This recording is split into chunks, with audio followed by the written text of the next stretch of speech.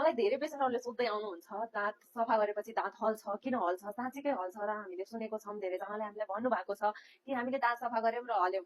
हजुरले दाँत सफा गरेर हल्ने होइन, दाँत सफा गरेर हजुरको दाँत हल्ने होइन, तर हलिन्छ। कुनै कुनै केसमा हजुरको दाँत सफा गरेर पनि हलिन्छ, तर त्यो केस छुट्टै हुन्छ। कुन केसमा हलिन्छ, जब कि दाँत हजुरको दाँतमा पुरै फोहोरले नै दाँत समातेर बसिरहेको छ, दाँतमा सपोर्ट नै छैन, गिजाको समात्ने भनेको फोहोरले समातेको बसेको हुन्छ, पुरै ढुङ्गा जस्तो भएर फोहोर बसेको हुन्छ, त्यसलाई चाहिँ मेडिकल टर्ममा क्याल्कुलस भन्छ होइन।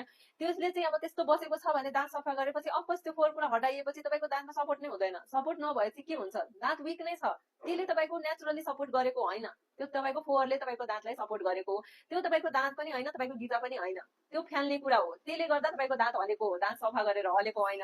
त्यही भएर टाइममै दाँत चाहिँ सफा गर्नु। सफा राखिएपछि दाँत हल्ने, दाँत केही प्रब्लम हुने त्यस्तो केही पनि हुँदैन होइन। तर तपाईँले फोहोर राखिराख्नु भयो, दाँतमा फोहोर राखेपछि गिजा के हुन्छ, अफकोर्स गिजामा त्यहाँ प्रब्लम भएर त्यहाँ तल तल जान्छ, सर्छ त्यहाँ, तर अरेको दाँत अरेको भनेको त्यो फोहोर कुराले हो कि होइन, त्यो बुझ्नु पर्यो होइन। किन हल्लिन्छ होइन, त्यो एकचोटि बुझेर अनि मात्र हल्लिन्छ भनेर अब सफै नगराइकन बस्नु त भएन नि होइन। सफा त गराउनु पर्यो, दाँत सफा गराउनु, केही प्रब्लम नहोस् भनेर सफा त गराउनु पर्यो होइन। प्रब्लमलाई त हटाउनु पर्यो। तपाईँलाई दाँतलाई हेल्दी राख्नको लागि हाम्रो होल बडी नै मुखबाट रिलेटेड हुन्छ होइन। तपाईँको मुख नै हेल्दी भएन भने अफकोर्स होल बडी नै हेल्दी हुँदैन नि। त्यही भएर तपाईँले मुख हेल्दी राख्नु पर्यो। त्यसको लागि हजुरको मुखमा फोहोर कुरा हटाउनु पर्यो, राखेर भएन।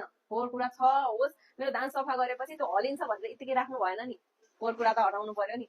हलिने के कारणले हलिन्छ, किन हलिन्छ, सबैको कन्डिसन फरक हुन्छ, त्यो बुझ्नु पर्यो होइन। हलिन्छ एकजना भनिदियो हल्यो मेरो दाँत सफा नगर्ने भन्दैमा सबैजना त्यही गर्ने होइन नि होइन। सबैको अफकोर्स सबैको कन्डिसनै फरक हुन्छ होइन। त्यही भएर आफू हजुरको कुनै समस्या छ भने चेकअप गराउनुहोस् होइन। के समस्या भइरहेछ त्यसको प्रब्लम गर्नुहोस्। सबैको एउटै हुँदैन, तपाईँले सुनेको अनुसार सबै हुँदैन। त्यही भएर आफ्नो मुखलाई हेल्दी राख्नुहोस्, बडी हेल्दी राख्नुहोस्। धन्यवाद।